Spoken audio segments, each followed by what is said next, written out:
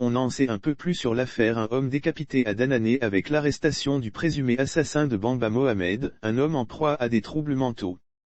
Quelques heures après l'assassinat de Bamba Mohamed dont le corps a été découvert, le jeudi 26 mai 2022, flottant dans la rivière Ban à Danané, le présumé meurtrier a été mis aux arrêts par la police.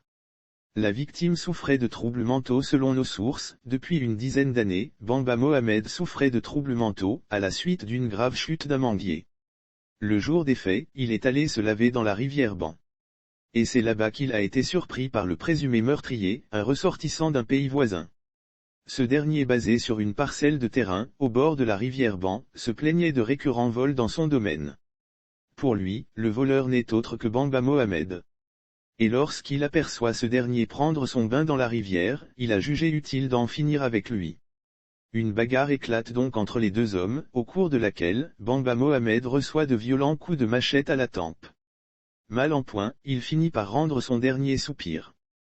Et pour certainement ne pas laisser de traces de son acte criminel, le présumé assassin a balancé le corps sans vie de la victime dans la rivière.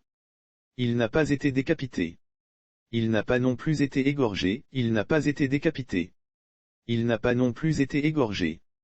Il n'a perdu aucun membre.